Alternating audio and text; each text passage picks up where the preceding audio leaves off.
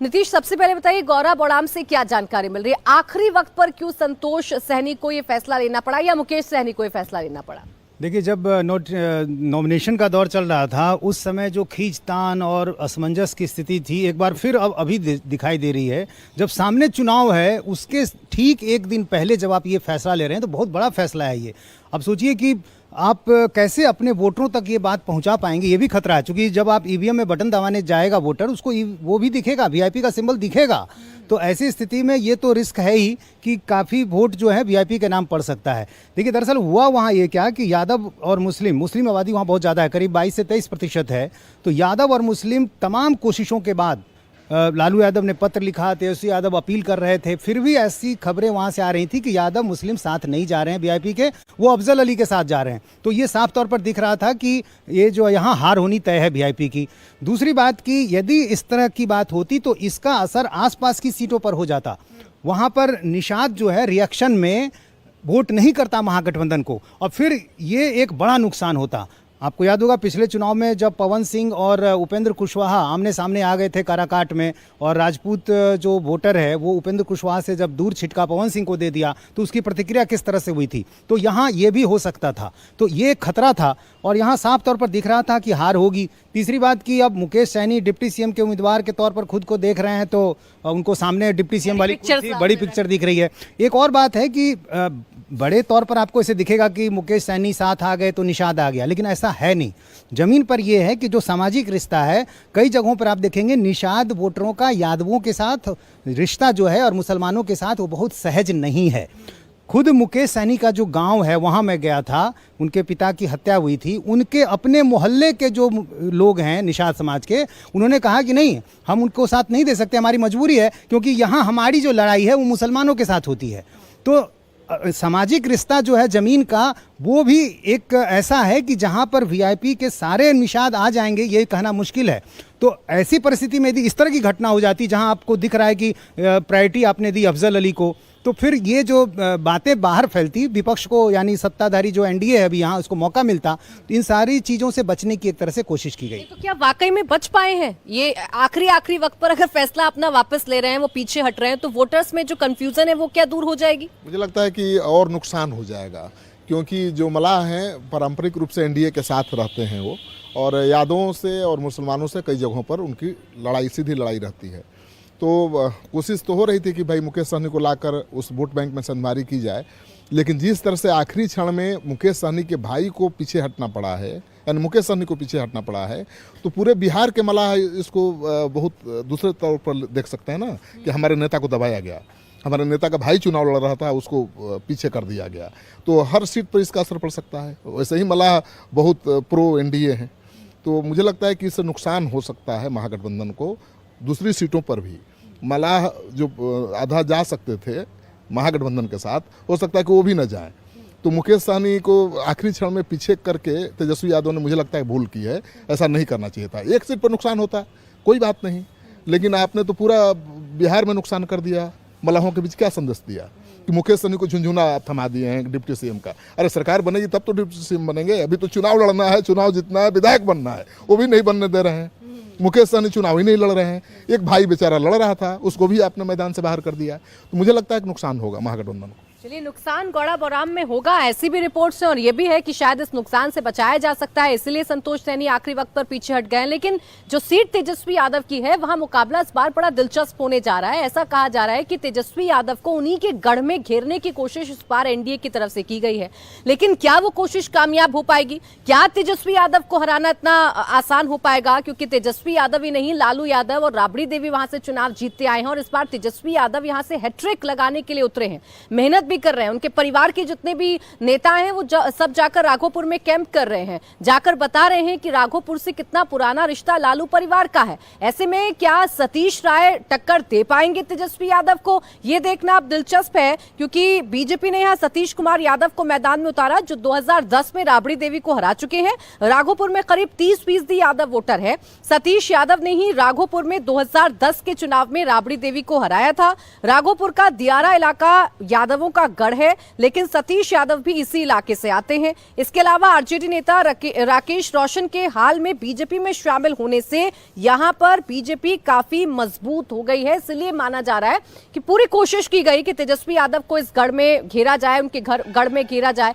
जैसा हाल केजरीवाल का दिल्ली में हुआ था या जैसा हाल नंदीग्राम में ममता बनर्जी का हुआ था, क्या वैसा हाल तेजस्वी यादव का हो पाएगा या तेजस्वी यादव अपने प्रचार प्रसार से, अपनी मैपिंग से, अपनी रणनीति से वोटर्स को अपने साथ इंटैक्ट करने में कामयाब है? ये वाकई में अब दिलचस्प है। और रवि जी, राघोपुर की रिपोर्ट की अगर बात करें तो लगभग हर दिन अब तेजस्वी यादव शाम के वक्त पहुंच जाते हैं, उनका परिवार पहुंच जाता है और बताते हैं कि राघोपुर से उनके परिवार का रिश्ता क्या है। ये रिश्ता और मजबूत हुआ है वक्त के साथ या इसमें आपको लग रहा है कि नहीं, थोड़ी कमी आई है? नहीं, देखिए, राघोपुर में तेजस्वी यादव एक चीफ मिनिस्टर का चेहरा है महागठबंधन इंडिया ब्लॉक की तरफ से, तो वैसे में वहाँ पर जितनी भी उनको घेरने की कवायद चले, आपने एग्जाम्पल भी दिया कई, नंदीग्राम का ममता को, फिर वो केजरीवाल का दिल्ली का, वो यहाँ पर ये फैक्टर नहीं। देखिए, ठीक है, कभी समय में राबड़ी देवी को सतीश प्रसाद, यही सतीश प्रसाद जो अभी इनके खिलाफ लड़ रहे हैं, उन्होंने हराया था, यह बात भी फैक्ट है। लेकिन वहाँ दियारा का इलाका, और अभी आपने एक नाम की चर्चा की, राकेश रोशन की नाम की चर्चा की, वो राजपूत समाज से आते हैं, क्षत्रिय समाज से आते हैं। वो किस पार्टी में थे यह सब लोग जानता है, और अब कहाँ पर थे, और उनकी छवि भी उनके पिताश्री की क्या रही है, इनकी क्या रही है, यह कहने और बताने की जरूरत नहीं। लेकिन वहाँ पर एक फैक्टर काम करेगा, आपको रामा सिंह का फैक्टर काम करेगा। रामा सिंह बड़े नेता हैं और उस इलाके के उनकी एक छवि है। अब वो किधर का रुख करते हैं यह आपको देखने वाली बात होगी। लेकिन तेजस्वी पर हमको नहीं लगता है कि कहीं कोई इफ बट की बात वहाँ दिखाई पड़ रही है। देखिए, धर्मेंद्र प्रधान यहाँ के प्रभारी हैं चुनाव के, और धर्मेंद्र प्रधान ही नंदीग्राम का जो चुनाव है वो देख रहे थे। हालांकि कोशिश इस बार थी एनडीए की तरफ से कि जितने बड़े बड़े स्टार प्रचारक हैं उनको राघोपुर में उतारा जाए प्रचार प्रसार करने के लिए, लेकिन ऐसा हो नहीं पाया। तेजस्वी भी जानते हैं कि कोशिश है उनके गढ़ में उनको घेरने की, लेकिन तेजस्वी यहाँ मेहनत भी कर रहे हैं। अगर हम वोट समीकरण की बात करें तो जो एक वोट समीकरण लालू यादव साधा करते थे वो था यादव 32% वहां पर है, राजपूत 18% वहां पर है। इस बार राजपूत कैंडिडेट प्रशांत किशोर की तरफ से उतार दिया गया है। क्या ये समीकरण फिर से बन पाएगा? क्या 32% वोटर्स का जो समर्थन है वो लेकर तेजस्वी यादव जीत जाएंगे, या ये दलित 18%, राजपूत 18% ये वाला समीकरण लेकर सतीश राय के लिए राहें आसान होंगी? देखिए, इस बार राघोपुर में बड़ा कांटे की टक्कर, वहाँ पूरे बिहार में कांटे की टक्कर चल रही है, तो हर सीट में, हर कंस्टिट्यूंसी में ये कांटे की टक्कर है, और ये अछूता नहीं है राघोपुर भी उससे। हालांकि राघोपुर पर सबकी नज़र है, बहुत इंपॉर्टेंट कंस्टिट्यूंसी है ये, और कल जहाँ जहाँ भी इलेक्शन होने जा रहा है 121 में, उसमें राघोपुर काफ़ी अहम एक उसका स्थान है। लेकिन अब जैसे कहा जाए कि भाई काफ़ी मेहनत करनी पड़ रही है तेजस्वी यादव के कंधों पे जिम्मेदारी पूरे महागठबंधन की है, और आरजेडी की तो बिल्कुल ही है, क्योंकि आरजेडी की तरफ से वो अकेले कैंपेनर हैं जो पूरे बिहार में घूम रहे हैं अपने कैंडिडेट्स के लिए। लेकिन उसके बावजूद उनको या उनके परिवार के लोगों को रोज़ जाना पड़े अगर राघोपुर, तो ये बात समझ में आने वाली है कि भाई वहाँ इसका मतलब ये है कि मुकाबला बहुत सख्त है और कुछ परेशानी हो रही है। मुझे एक ही प्लस फैक्टर या एडवांटेज जो नज़र आ रहा है तेजस्वी के लिए वहाँ राघोपुर में, वो ये है कि वो मुख्यमंत्री का चेहरा है। तो मुख्यमंत्री का चेहरा है तो जाहिर है कि उनको ये एडवांटेज है, और मुझे लगता है कि जनता मुख्यमंत्री होने वाले मुख्यमंत्री को ज़रूर सपोर्ट करेगी, और सपोर्ट कर भी रही है। ठीक है, ऊपर से लग रहा है कि कंटेस्ट बहुत टफ है, लेकिन लग रहा है कि वो एज उनको बिल्कुल हो जाएगी, क्योंकि अगर वो देखिए, अगर मुख्यमंत्री का चेहरा अगर नहीं बनाया गया होता तब उनके लिए बहुत मुश्किल हो जाती वहाँ।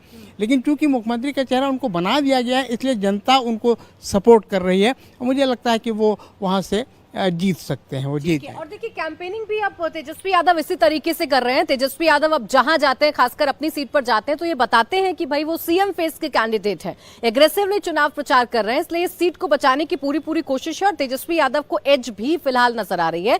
लेकिन अगर राघोपुर के बाद हम एक और दूसरी सीट की बात करें जो लालू परिवार के लिहाज से काफी अहम है, क्योंकि यहाँ मुकाबला बड़े बेटे का अपनी ही पार्टी से है। हालांकि अब उन्होंने नई पार्टी बना ली है। बात महुआ सीट की कर रहे हैं। महुआ में में खुद तेज प्रताप यादव इस वक्त चुनाव लड़ रहे हैं, लेकिन उनके सामने आरजेडी ने भी अपना कैंडिडेट उतार रखा है और मुकाबला उस वक्त दिलचस्प हो गया था जब महुआ में तेजस्वी यादव कैंपेन करने पहुंच गए थे और उन्होंने कहा था कि नेता से ज्यादा पार्टी बड़ी होती है। इसका काउंटर भी तेज प्रताप यादव की तरफ से किया गया था। तेज प्रताप यादव ने ये कहा था कि पार्टी से ज्यादा जनता बड़ी होती है। तो यहाँ का मुकाबला भी बड़ा दिलचस्प है। फिलहाल अगर आरजेडी की बात करें तो तेज प्रताप के सामने तेजस्वी ने मौजूदा विधायक मुकेश रोशन को ही टिकट दिया है।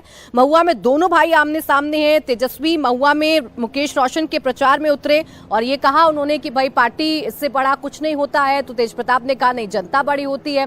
और जब महुआ में पहुंच गए तेजस्वी यादव तो फिर राघोपुर तेज प्रताप यादव उनके खिलाफ चुनाव प्रचार करने पहुंच गए थे। तो ये मुकाबला दो भाइयों के बीच में ज्यादा नजर आ रहा है हमें, नीतीश। जी हाँ, बिल्कुल, यहाँ दिलचस्प मुकाबला है और चूंकि दोनों भाई एक दूसरे के क्षेत्र में जा रहे हैं, ये भी तस्वीर की कल्पना शायद लालू परिवार ने, खुद लालू यादव ने नहीं की होगी।